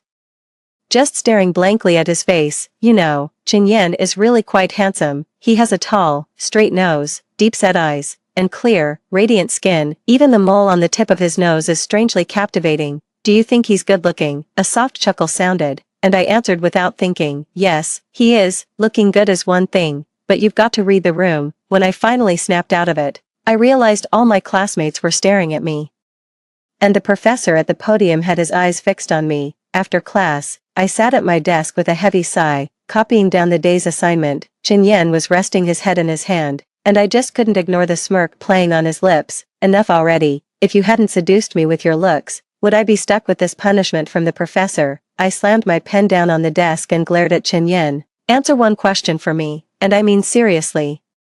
And I'll do all the copying for you. Deal? I eyed him suspiciously, sensing an ulterior motive, but the thought of 50 pages of copying made me nod immediately. Qin Yan looked at me earnestly and asked, do you really not like Lu Kai anymore? What a pointless question. I was his fool for so long in my past life. Now that I've been given a second chance, why would I ever go down that same road again? Besides, he's such a jerk. I don't like him. But can you really let go of the bond you've shared since childhood? Qin Yan seemed somewhat skeptical. I continued, everyone makes misjudgments, but once you see the light, there's no turning back. To me now, Lu Kai is nothing more than a stumbling block on my life's path, and I've already stepped over him. After I finished speaking, Qin Yan took my pen and started copying for me, a smile playing on his lips that he couldn't suppress. I don't get it, it's just copying homework. What's there to be so happy about? Time flew by, and before I knew it, the school's preliminary selection competition was upon us. This time, my partner was Qin Yan. The moment I saw the ice skates in my hands, I was instantly transported back to my previous life. While Lu Kai and I were performing a complex spin, something went wrong with his skate. He lost control of his direction and shot toward the ring's barrier at a terrifying speed. Back then, to protect him from harm, I shielded him with my own body, which ultimately resulted in my legs being paralyzed. At the time, everyone blamed Lu Kai, calling him arrogant and overconfident. He failed to properly inspect his skates before taking to the ice, causing irreparable harm to his teammate. Given the severity of his mistake, he should have been banned from the competition, but I, as the victim, provided a letter of forgiveness on his behalf. I was genuinely happy for him when he was able to return to the competition. Yet, he didn't even come to see me once while I was in the hospital. I just thought he was too consumed by guilt to face me. I pulled myself out of my thoughts and glanced at Lu Kai in the distance. I was taken aback when I saw the exact same pair of ice skates on his feet as in our previous life. Is he trying to get himself killed? Perhaps he's trying to find out who was truly responsible for his death in the past life. Just like before, Lu Kai's ice skates were sabotaged. Seeing that he couldn't stop, Yang Zheni was so frightened that she immediately let go of his hand. Lu Kai was instantly stunned. Without his partner's help, no matter how capable he was, he couldn't overcome the inertia to halt. He instinctively looked at me and cried out for help. This time, I remained unmoved by his plea. In the end, he crashed into the railing, his legs bent at a grotesque angle, and he fell into unconsciousness. In this life, he ultimately became the cripple he had spoken of, a man with disabled legs, forever barred from the world stage. The end. That's all for the first story. Don't go away. The next one is even more thrilling. I've got a handsome merman in captivity. His tears turn into pearls, which fetch a pretty penny. One day, As I was forcing him to cry as usual, a barrage of comments suddenly popped up before my eyes. LMAO. The male lead tried to confess to the girl, but she knocked him out cold. Took him home, bullies him daily, and even sells his tears for cash. Poor guy is really down on his luck. Little sister has no idea that the male lead is actually a prince of the merfolk. If she became his princess, she'd have endless riches and luxury, yet, she insists on tying him up and beating him every single day, and she always hits the middle of his tail. Does she not know what's there? Just thinking about it makes me hurt for the poor guy. Hey, upstairs commenter. I don't think he's in pain at all, he's clearly enjoying it. If you don't believe me, look. The moment she stops, he actively rubs his tail against her hand, my hand, in the middle of striking his tail, froze. The merman before her still wore an expression of utter shame and indignation, yet he secretly arched his back, offering his tail to her. At that moment, another line of bullet comments drifted across the screen. Can't wait to see the moment when Maybao earns enough money to dump the male lead, and he goes completely feral, bullying her and making her cry every day. Poor Maybao, still completely unaware. 1. I shuddered. How did the livestream comments know I planned to release Bai Xiao back into the sea after selling the last few pearls? Before I could figure it out, Bai Xiao's cool, clear voice rang out. Pearls are a most precious treasure to our merfolk. No matter how you torment me, I will never give them to you. Almost without thinking, I raised my hand again and brought it down hard on the middle of his tail. MMPH. He let out a muffled groan, his slender fingers gripping the edge of the bathtub tightly. His face was flushed crimson, his eyes glistening with moisture, holding back tears. They still looked at me with a defiant expression. Is this all you've got? Trying to make me cry? Give it up. We merfolk don't surrender so easily. The barrage of comments appeared again. The male lead is resorting to reverse psychology now. He obviously loves it when the little sister character hits him. If he didn't, he'd have swatted her away with his tail ages ago. Merfolk are seriously strong. I can confirm, he's literally crying from pleasure, every time. Just to get bullied by the little princess a bit longer, he desperately holds back his tears. Only after he's had his fill of fun does he deign to give the little princess a pearl. TSK, what a scheming merman. My hand froze mid-air. 2. Is he actually enjoying me hitting him like this? Seeing that I had stopped, Bai Xiao subtly arched his back, his tail actively brushing against my hand. I looked down. Your tail. Bai Xiao's stubborn expression nearly cracked as he turned his head away and tightly shut his eyes. You hit it too hard. My tail just sort of twitched back. I listened to his feeble, unconvincing explanation. It was kind of funny. The next second, I saw him peek at me through a barely open slit of an eye. The barrage of comments popped up at just the right moment. The tail bounced back. Ha ha ha ha ha. The male lead couldn't even come up with a decent excuse. The male lead's inner thoughts. Just a quick peek. Why isn't the little cutie continuing the game? Understanding the situation, I deliberately withdrew my hand, feigning a disappointed expression. Fine, if you won't give me the pearl, we'll call it a day. With that, I turned and walked away. Suddenly, a loud crackling sound erupted from behind me. A barrage of comments scrolled before my eyes. Ha, the male lead thought his little sister was abandoning him and started bawling his eyes out. Little sister, look back. It's all your favorite giant pearls. Turning around, she saw Bai Xiao with bloodshot eyes, staring fixedly at the bathtub. Tears streamed down his face like broken strings. They transformed into large pearls, thudding heavily onto the floor. My heart leapt with joy. That's money right there. I was just about to pick them up when the doorbell rang. Bai Xiao's tears dried up instantly, his expression turning as if facing a formidable enemy. The ex is bothering our girl again. The showdown is coming. It's happening. Oh ho. The male lead caught a whiff of that annoying scent again. He's not even crying anymore. That look on his face says it all. It's time to fight. It's go time. 3. I saw the barrage of comments and frowned. I turned back and warned Bai Xiao, stay put and keep quiet. He pressed his lips together tightly. He stared at me for a long moment before reluctantly nodding. I reached out and gave his head an air pat. Good boy. Bai Xiao's face flushed red again. I walked over to answer the door. The moment it opened, Shinshin pushed his way inside. He dropped to his knees with a thud. Su Qing. I know I was wrong. Please take me back. Then. A barrage of comments flashed before my eyes. Bullshit. He's a total player. He was still flirting with people online right before coming to see you. Maybao, don't you dare soften your heart. When is this guy going to get written off the show? He was pursuing Maybao while secretly chasing 5 other girls at the same time, and what's worse, once he got her, he tried every trick to get her into bed. He even told his buddies he wanted to see what an otaku girl tastes like. Disgusting.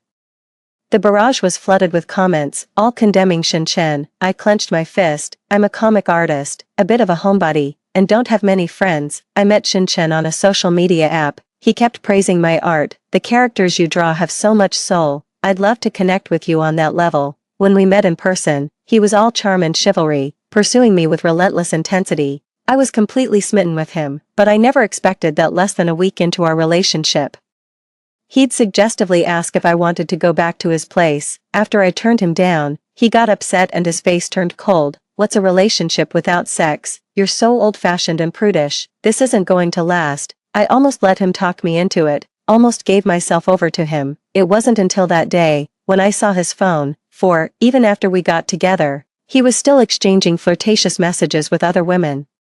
The screen was filled with baby and kisses. It was sickening to look at, so it turns out, I was just one of the many people he was stringing along. After that day, I broke up with him. He dropped his gentle act and showed his true, ugly colors. Su Qing, are you sure about this? Your social circle is practically non-existent. Who else would even want you if you leave me? I ended up not going to see him for a whole month. And he started to panic. To this day, he still shows up at my place from time to harass me. I stared at the man kneeling and swearing. I promise I'll never chat with other women again. You're the only one I like. My gaze turned colder. Just as I was about to speak, another barrage of comments appeared. Girl, don't you dare believe a word he says. He's just bitter because he couldn't get you into bed. I saw it too. He was telling his buddies that once he sleeps with the shut-in girl, he'll dump her. He said someone with no spark like her would bore him after one time. A wave of fury washed over me. I shoved him away with all my strength. It's over, Shin Chen. Give it up. If you harass me again, I'm calling the police. But he wouldn't take no for an answer. He grabbed my legs again. His grip was incredibly strong. I couldn't break free. His hands started creeping up my thighs. A look of utter disgust crossed my face, just as I was about to land a solid blow to his head. A sudden noise came from the bathroom. 5. Shin Chen immediately let go of me, stood up, and peered inside. What was that noise? Do you have someone hidden in here? I kept a straight face. No, that's my new dog. Take another step inside and I'm calling the police. He stopped in his tracks, eyeing me with suspicion. Really? I pushed him away impatiently. Right, so can you get lost now? Seeing this, he tried to win me over by grabbing my hand. Ching ching. Have you made up your mind? Think carefully. This is a one-time offer. I stared at our clasped hands, a wave of disgust rising in my chest, and immediately wrenched mine away. He was just about to speak. From the bathroom, however, came an even more violent commotion. Faintly mixed in was the muffled groan of a man's voice. Shin Chen's expression changed instantly. Su Qing, you actually have a man hidden in your house. As he said this, he shook me off and rushed towards the bathroom. 6. A barrage comment floated by. Oh my god, the male lead actually broke out of prison just to duel that scumbag. Ouch. Jumping out of the bathtub like that, his tail fin slamming hard onto the floor. That looks painful. My heart aches for the male lead and the little sister. Sis, please don't let that jerk in anymore. Reading the third comment, I feel a bit emotionally drained. Honestly, I didn't want to let Shin Chen in either. It's just that his pestering is so annoying. If I don't open the door, he'll just keep knocking. He won't stop until the neighbors complain, and he's quite the actor, putting on a show of deep affection in front of everyone. The neighbors were all trying to mediate. Oh, sweetie, this guy seems really good to you. Why are you so set on breaking up? Exactly, and you know what they say. A man's pride is in his knees. He's even gotten down on his knees to beg you to take him back. I can tell he really loves you. You don't find many good men like that these days. Just say yes. Besides, all this commotion is driving me crazy. If you just agreed earlier, none of this fuss would be happening. I was surrounded, and my voice was no match for those aunties, and Shin Chen was still putting on a show about how much he loved me. But once we stepped inside, he switched faces. Looking smug and triumphant. Su Qing, I know where you live. If you don't agree to be with me, I'll keep coming around until you're sick of me. That makes me sick. I was supposed to move out next week anyway. With the money from selling the Bai Xiao pearl, I went ahead and bought a place right in the city center. I even picked out a larger bathtub for Bai Xiao. I just didn't expect Shin Chen to show up again today, before I even had a chance to move it. Now I watch his back as he walks toward the bathroom. I can't let him find Bai Xiao. If he had seen the mermaid, he probably would have called the police and had Bai Xiao hauled off to a research institute. I rushed forward to stop him, but the disparity in strength between a man and a woman was too great. He shoved me aside forcefully and reached the bathroom door first. 7. The moment the bathroom door opened, Bai Xiao was leaning against the wall. Damp, long hair clung to his body, and a silvery fishtail swayed on the floor. Shinshin narrowed his eyes, sizing up Bai Xiao. What is this? I rushed over and shielded Bai Xiao with my body. It's just a mermaid makeup look. A barrage comment suddenly popped up. Holy crap, I just read the scumbag's mind. Su Qing looks so innocent, but she's even wilder than me. She's actually keeping a man at home and playing mermaid games. Honestly, a threesome wouldn't be so bad. Ugh. Disgusting. I'm gonna be sick. I need a pair of eyes that haven't seen this. This is so vile. Girls, you really need to keep your eyes open when dating. I stared at the barrage of comments, and a wave of intense discomfort washed over me. Then, right in front of us, Shinshin actually started unbuttoning his shirt. Su Qing, you act all prim and proper, but who knew you were such a wild one in private? You're already tainted, so what's the harm in letting me have a touch? Stop pretending, you still want me, don't you? Hearing those words, my blood ran cold with rage. Before I could even lift a hand, a silver fishtail, trailing a spray of water, slammed hard across Shinchen's face. Shinchen was sent flying like a ragdoll, the back of his head thudding thump against the wall. The barrage suddenly exploded. Finally, some satisfaction. I was so tempted to jump into the screen and give that scumbag a whirlwind of slaps. The male lead is so infuriating. This trash is finally getting written off.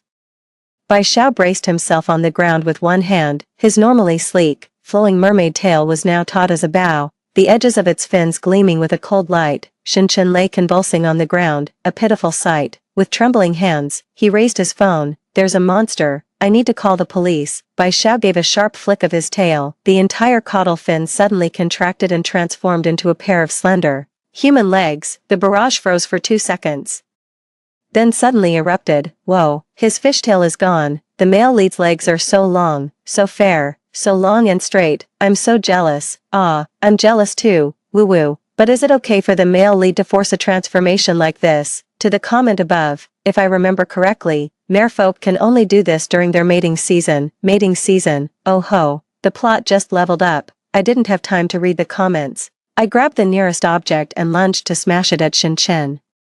I couldn't let him get a shot of Bai Xiao. My wrist was suddenly seized. Bai Xiao had somehow slipped right behind me, his chest pressed against my back, a damp arm encircling my waist. Don't look, he said, his voice unnaturally hoarse. A scorching, damp breath hit the back of my ear. Shinshin suddenly let out a blood-curdling scream. The screen of the phone he was holding was melting, a milky white mucus dripping down between his fingers. A comment drifted eerily across the screen.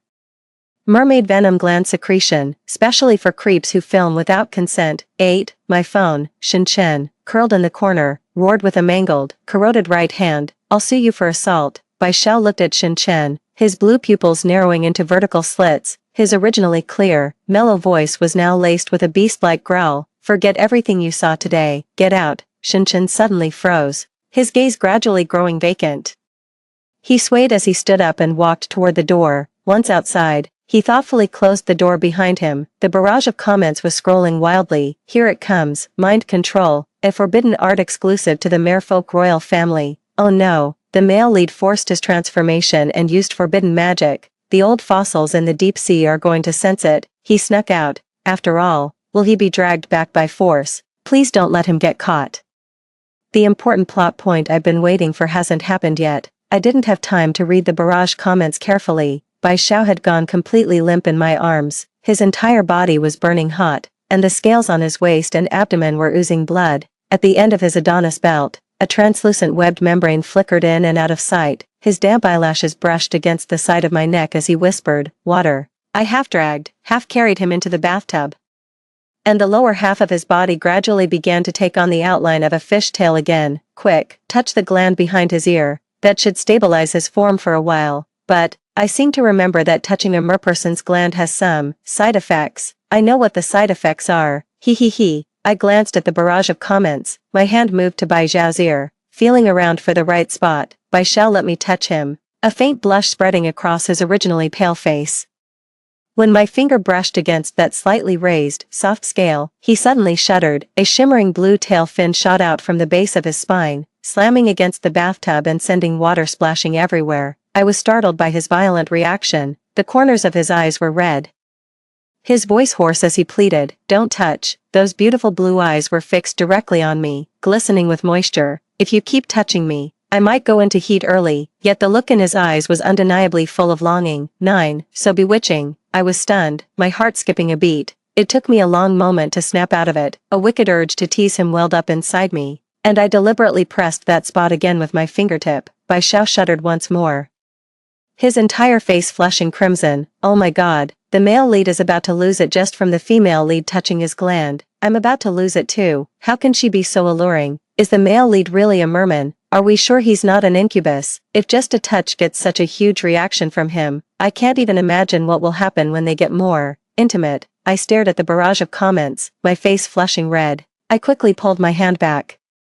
Bai Xiao tugged at the hem of my clothes again, his expression turned cold again. Though the tips of his ears were still red. "My tail hurts." Her tone was clearly cool and detached, yet it somehow sounded like she was pouting. The barrage of comments went wild along with them. "I'm dying of laughter. The male lead isn't actually in pain at all. He's totally faking it. He's really throwing all dignity out the window to chase after the girl. With a merman's healing ability, that wound would probably be almost gone by next second." "Is he acting cute? Damn, I never thought I'd live to see the day the male lead actually whines on purpose. The guy didn't even make a peep when he was shedding his scales." Seeing the barrage of comments, I knew he was faking it, yet, as if possessed, I still went to get the medicine for him. Bai Xiao obediently draped his tail over the edge of the bathtub. While applying the medicine, I could feel his gaze fixed on me. The barrage quickly translated Bai Xiao's inner thoughts. "Finally beat up my love rival today. So happy. My sweetie looks so adorable tending to my wounds. I just want to kiss her. I still want her to touch my scent gland. Her hands are so soft." My hand trembled slightly, and my face grew hot. Once I was done applying it, I looked up. Bai Xiao averted his gaze awkwardly, his Adam's apple bobbing. A smile touched my lips as I gently patted his tail. "You did well today." In an instant, Bai Xiao had turned into a steamed lobster again. 10. After that, Shen Chen never bothered me again, but I still decided to move out quickly. I wanted to get Bai Xiao a bigger bathtub. Even though I changed his water every day, he started losing scales. The first time I caught him, he still tried to hide it. Later, when I found out again, he casually placed the scale in my palm. Then, with a tsundere air, he turned his head away, avoiding my gaze. "My scales are quite valuable too. If you want them, just take them." I took it, but out of the corner of my eye, I noticed a small, bare patch on his treasured tail fin. Noticing my gaze, Bai Xiao quickly hid his tail behind him. A barrage of comments scrolled by. "He's been away from the sea for too long. No wonder he's struggling." But even so, he still wants to stay by her side. He was worried that Mei Bao would think his tail looked ugly without its scales. Last night, he even secretly shed a few tears over losing them. Moreover, the male lead is in his mating season. He's been enduring physical discomfort every night and can barely sleep. Reading this, I frowned. Is Bai Xiao not feeling well? Just as I was about to ask him, a comment scrolled across the screen. "No kidding. A merman's mating season drives are intense, day and night, in places our sweetheart can't see. Bet the male lead's hands are calloused by now. The male lead waits until night to take matters into his own hands so he doesn't wake our girl. But holding back like this isn't sustainable. Even a deep-sea leviathan has to roar eventually." Realizing what his discomfort was, my face flushed with heat. I quickly pretended not to have seen it. That night, I stealthily crept to the bathroom door and gently pressed my ear against it. I could hear Bai Xiao's low, husky voice calling my name over and over. Restrained and controlled, I stood outside the door, my legs growing weak from what I heard. I couldn't help but peer through the crack in the door, and there, from across the room, my gaze met a pair of glistening blue eyes. A comment scrolls by. "Mermen have a keen sense of smell." The male lead knew the little sister was watching him all along. Oh ho, catching a whiff of the little sister's scent has got the male lead even more excited. 11. I rushed back to the bedroom in a panic. That faintly flushed face, with its crimson-tinged outer corners of the eyes, and those moist blue eyes fixed on me, it was all too alluring. My own body began to grow warm. In the darkness, I pulled the covers tighter. Soon after, I contacted a moving company. When we moved, Bai Xiao transformed his fishtail into a pair of legs. He took the heavy box right out of my hands. Tall and lanky, Bai Xiao stood there in a white shirt and casual trousers, seeming to glow in the sunlight. The neighbors were stealing glances at him, whispering among themselves. "No wonder you weren't interested in that other young man, dear. You've been hiding such a handsome one at home all along. Humph, what's the use of a man being good-looking? He's just a pretty boy. Being able to make money is what really matters. This handsome guy looks like a superstar straight out of a TV drama. If I were 20 years younger, I'd be smitten too. How about giving your auntie an autograph? Bai Xiao coldly avoided their touch and silently moved to stand by my side. I smiled at the neighbors. Sorry, he's a bit shy. Could you please give him some space? A barrage of comments floated before my eyes. The male lead is so cold to everyone else, but with the little sister, all he wants to do is stick to her. When she called him my guy, the male lead must have been secretly over the moon. He already is. If he still had his tail, he'd be wagging it like crazy for her. I tilted my head slightly and caught another glimpse of Bai Xiao's reddened ear tips in my peripheral vision. My heart felt a little fluttery. I suddenly had this strong urge to touch him. 12. Not long after settling into the new place, a message from my editor came through. Hey, will you be able to update your mermaid romance novel on schedule next week? Got it. Good to hear. I had a look, and the reader's response is positive. They just keep complaining that the author is a truck driver. Seeing those 3 tildes, my face flushed with embarrassment. After taking Bai Xiao in, I used him as the inspiration for a new character in my comic. Whenever I was stuck on what to draw, I'd go and pick on Bai Xiao. I'd smack his tail fin to make him cry, and collect the pearls while I was at it. This time, I went to see him again. When Bai Xiao saw me, his expression remained aloof and indifferent. But then, a sudden spark lit up in his eyes. The barrage comments ruthlessly called him out. The male lead is back at it again, putting on his aloof, handsome guy act the moment he sees our girl. He's just pretending to be aloof, but his gaze is practically glued to her. If I remember correctly, isn't there a bathtub scene coming up? I walked closer and lifted Bai Xiao's chin. How about being my model? His eyelashes fluttered, but he gave no reply. I took his silence as consent. My hand rose to trace the bridge of his straight nose, then followed the sharp line of his jaw until it met the prominent curve of his collarbone. His Adam's apple bobbed sharply, and a hoarse voice escaped. What are you trying to do? I didn't answer him. Instead, I just placed my hand on his chest. I gave it a squeeze. The texture was nice. Bai Xiao shrank back, displeased. I slapped his tail. Stop squirming, or you'll get a spanking. He gave a little shudder. The very next second, he started wriggling even more enthusiastically. Even the comment stream was laughing. Sweetie, that's not a punishment, it's a reward. Does she really not realize how much he enjoys it every time she swats his tail, and he's deliberately disobeying her, just so she'll keep hitting him? What has she turned him into? A smirk tugged at the corner of my mouth. Of course I knew. Then, I gave another unhurried tap. 13. Bai Xiao clung tightly to the edge of the bathtub, his damp eyes fixed on me.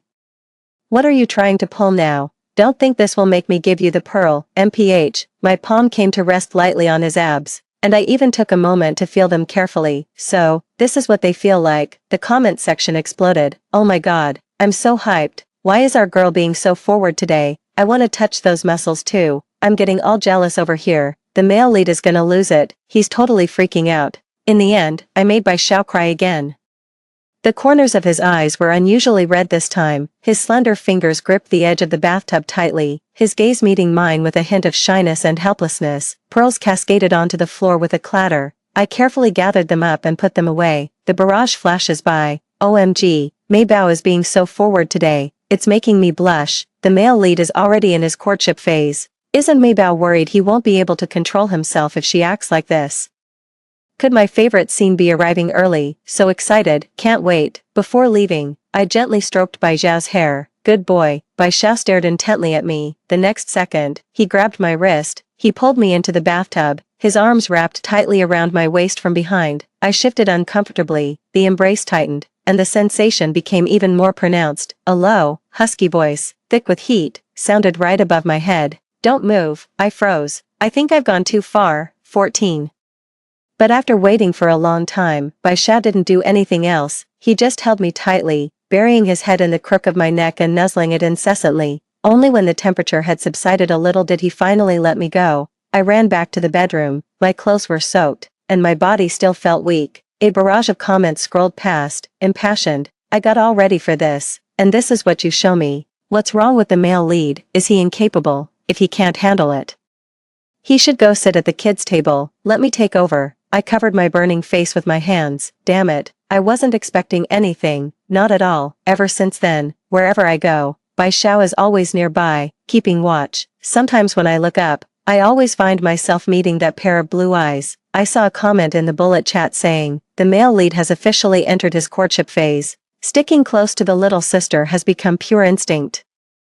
The merman has turned into a little shadow puppy, follows the little miss everywhere she goes. When she's busy, he just plays with his own tail, so adorable. Once again, I worked on the comic manuscript late into the night and was so exhausted I just fell asleep right at my desk in the study. When I woke up, a small blanket had been placed over me. Bai Xiao was sitting quietly on the chair beside me. His blue eyes gazed at me softly. After our eyes met, he quickly looked away again.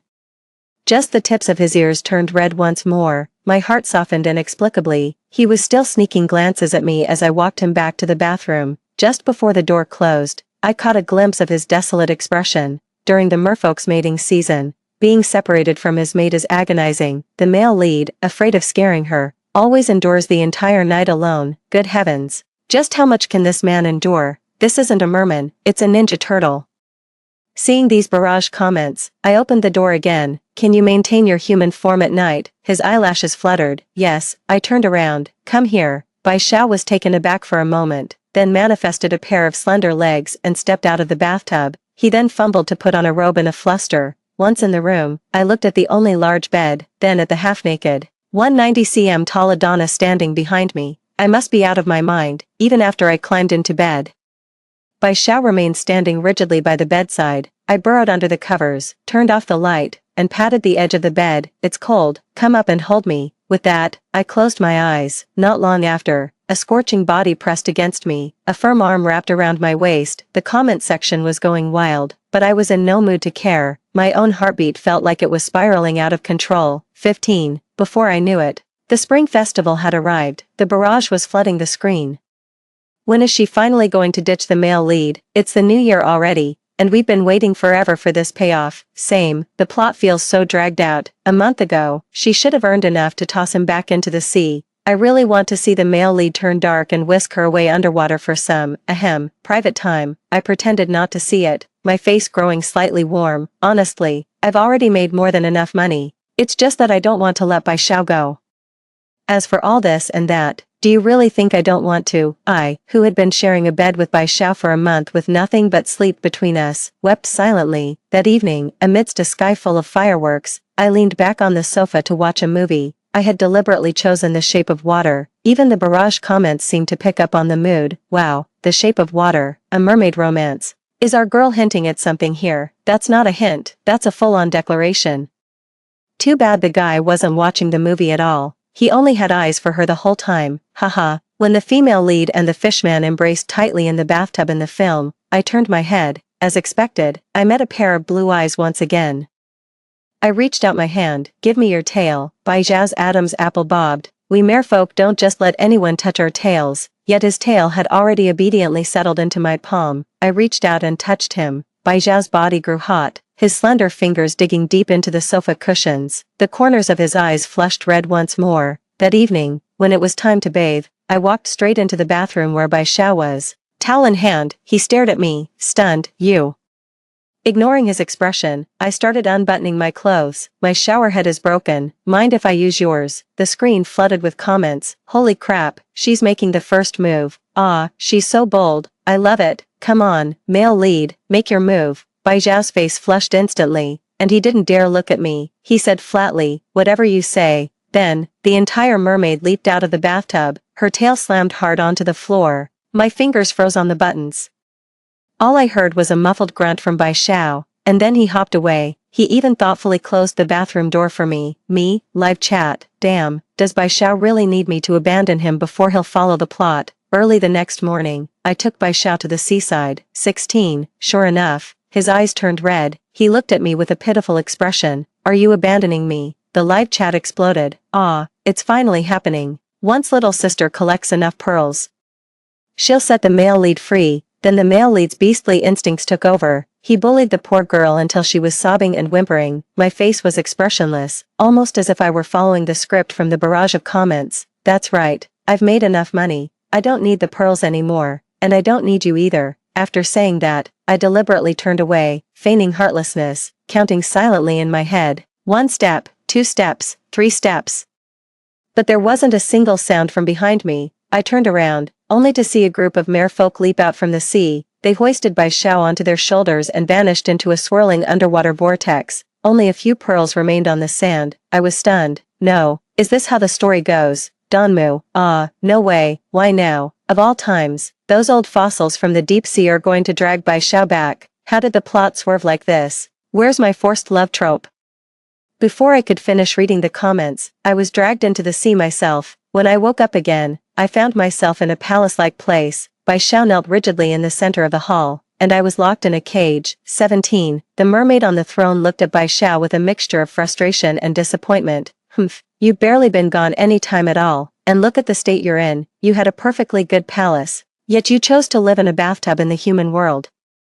It's so cramped. How could it possibly be as comfortable as the palace? You chased after her for so long, only to end up getting dumped. In the end, you still needed us to step in and bring her back for you. Bai Xiao knelt on the ground, his lips pressed tightly together. Father, I simply didn't want to force her into doing anything she didn't like, and also, his face took on a shattered, defiant expression. She didn't abandon me, she just doesn't need money right now.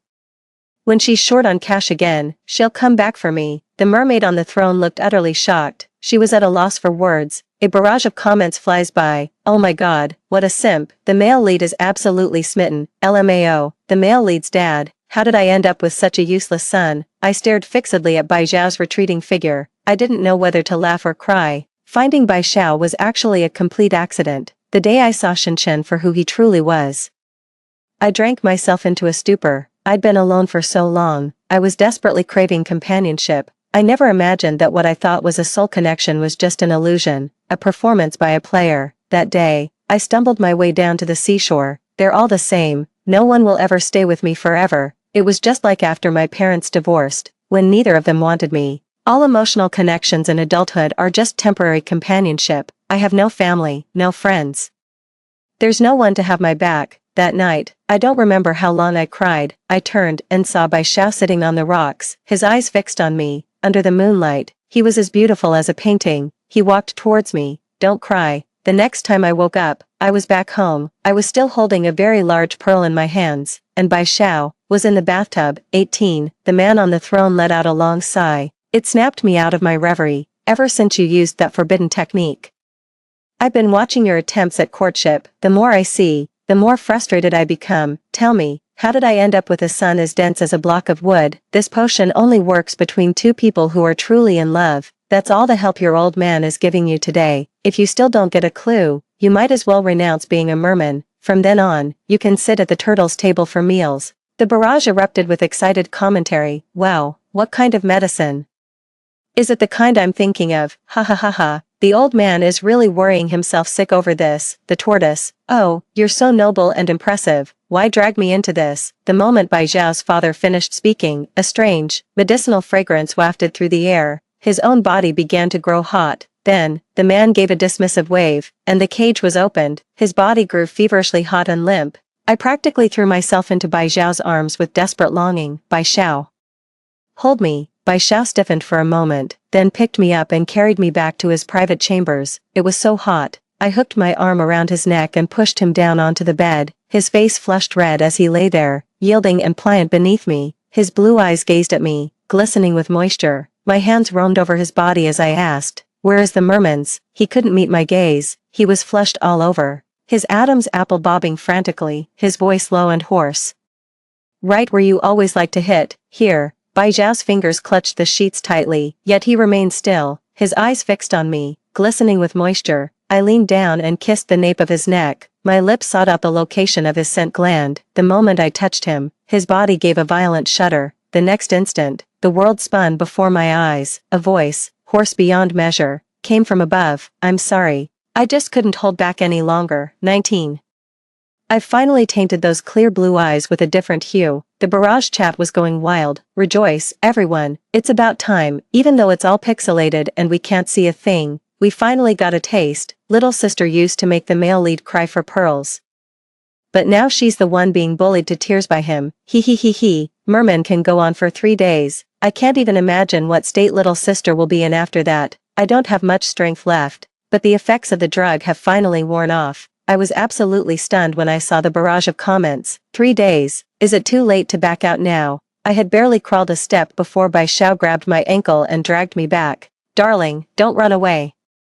A flurry of soft kisses rained down behind my ear and across my back. I felt like I was adrift on a small boat, rocking on the vast ocean. In the end, my eyes were red from crying, and I begged for mercy with a hoarse voice. Yet, Bai Xiao's movements showed no sign of slowing down. Bullet comments occasionally scrolled across the screen. "Holy crap, the male lead is truly a case of he who does nothing, but when he does, he astonishes the world. Mermen are just built different." The male lead held out for half a year during his mating season, but once it started, he just couldn't hold back anymore. When is this mosaic going to clear up over here? It's been almost 3 days. In these 3 days, I've shed more tears than Bai Xiao did in the half year I bullied him. After it was all over, I woke up. Once again, I met his blue eyes. I gritted my teeth and gave his tail a sharp, hard smack. It lacked any real force, feeling more like a flirtatious tease, his eyes glistening. He took my hand and pressed a kiss to the back of it. "Darling, hit me again." I was so upset, I turned my back on him. I didn't want to talk to him anymore. 20. I lay in the palace for a full day. My legs turned to jelly the moment my feet touched the ground. I needed Bai Xiao to carry me for everything. A day later, I finally regained a bit of my strength. Struggling to get up, I cried out, "I want to go home." Bai Xiao listened, a hint of caution in his eyes. "Am I coming too?"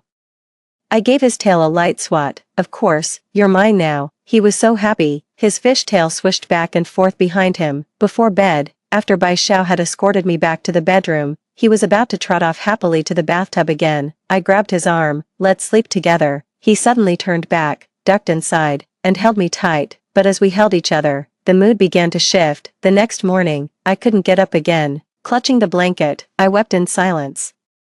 A merman in mating season is truly not to be trifled with. 21. Bai Xiao's perspective. Since birth, my clan has warned me, never leave the sea, because there were humans on the shore. If they caught you, something terrible would happen. But when I was little, my curiosity got the better of me, and I secretly swam close to the coastline. I never expected a wave to wash me up onto the sand, leaving me stranded and helpless. Just as I was about to revert to my true form, a little human girl appeared.